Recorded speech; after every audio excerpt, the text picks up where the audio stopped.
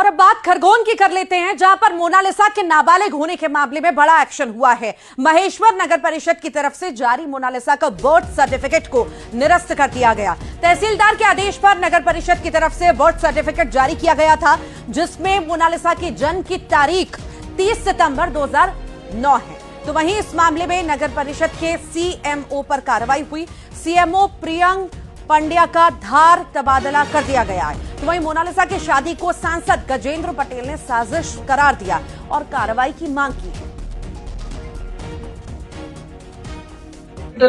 से जानकारी ली गई, वरिष्ठालय से जानकारी दी गई, तहसीलदार साहब के आदेश से और जो नगर परिषद से जारी किया गया था प्रमाण पत्र, वो असत्य पाया गया, उसको निरस्त कर दिया गया। कि माताजी द्वारा ये बताया गया था कि इनका जो जन्म घर पर हुआ था एफिडेविट और आवेदन में, उसके आधार पर तहसीलदार साहब के जो आदेश होते हैं उसके आदेश पर ये बनाया गया। उत्तर प्रदेश का रहने वाला और मध्य प्रदेश की रहने वाली लड़की जो केरल में जाके शादी विवाह किया गया और एक ऐसे षड्यंत्र का शिकार हुई जिसमें लव जिहाद के साथ में एक पीएफआई जैसे एक संगठन जिसका षड्यंत्र इस देश को तोड़ने के लिए चल रहा है, उसका खुलासा हुआ है। राष्ट्रीय अनुसूचित जनजाति आयोग के अध्यक्ष के निर्देश के अनुसार वहां के अधिवक्ताओं की टीम ने जांच बिठाई और जांच के बाद में मध्य प्रदेश से लेकर यूपी और केरल में जांच करने के बाद में ये ध्यान में आया कि नगर पालिका और पंचायत के फर्जी सर्टिफिकेट के आधार पर उसकी जो उम्र है उसको बालिग किया गया। और बाद में इस टीम ने जब जांच की तो हॉस्पिटल के सर्टिफिकेट के आधार पर वो नाबालिग थी। तो किस प्रकार से षड्यंत्र करके इस फरमान ने और कई प्रकार के संगठन के लोगों ने लव जिहाद का शिकार बनाया है। और ज्यादा जानकारी के लिए सहयोगी आशुतोष हमारे साथ जुड़ गए हैं। आशुतोष, मोनालिसा की उम्र को लेकर लगातार सवाल उठ रहे हैं कि वो नाबालिग है और ये फर्जी सर्टिफिकेट लगा करके शादी की गई।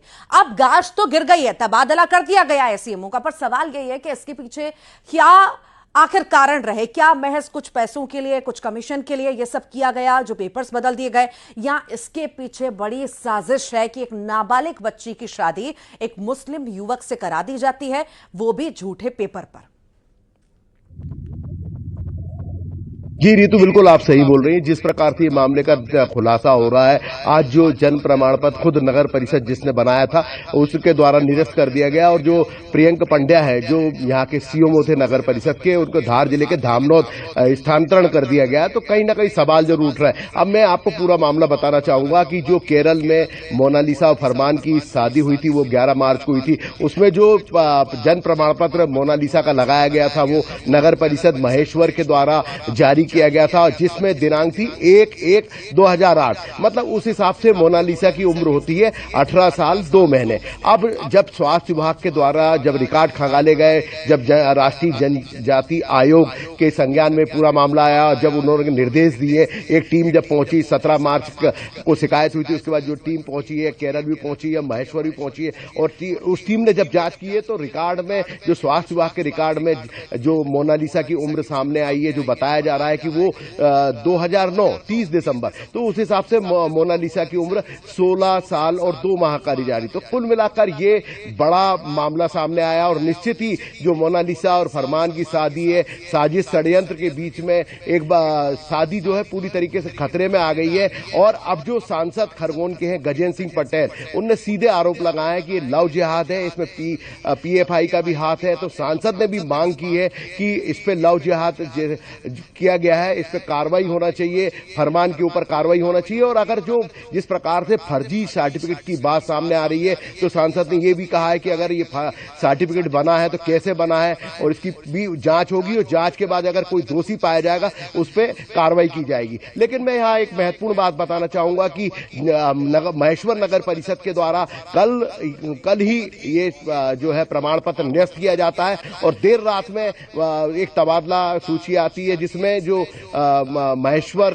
के जो नगर परिषद के सीएमओ हैं प्रियंक पंड्या इनका तबादला धामनोद कर दिया जाता है और धामनोद की जो सीएमओ है माया मंडलोई उनको महेश्वर भेजा जाता है। तो खुद ही ये सवाल पे दर सवाल उठ रहे हैं और ये मोनालिसा और जो फरमान की शादी है अब वो प्रमाण पत्रों के बीच में उलझी हुई है। लेकिन जिस प्रकार से जांच और खुलासे दिन पे दिन आ रहे हैं तो निश्चित ही ये शादी खतरे में है। पुलिस के द्वारा वैसे भी बीएनएस की धारा 137(2) के तहत अपहरण का प्रकरण फरहान के खिलाफ दर्ज कर रखा है। तो अब आगे क्या कार्रवाई हुई लोगों को उसके प्रति मतलब लोग जानना चाहते हैं कि अब इस मामले में आगे क्या होगा। जी वाकई पर क्या सीएमओ का तबादला काफी है? क्या लापरवाहियां इस बीच बढ़ती गईं? जानबूझकर किया गया ये सब कुछ साजिश है? फिलहाल सभी पहलुओं पर जांच तो पुलिस कर रही है। देखना होगा आखिर इस मामले में और क्या कुछ देखने को मिलता है और ये मामला क्या मोड़ लेता है आने वाले वक्त में। फिलहाल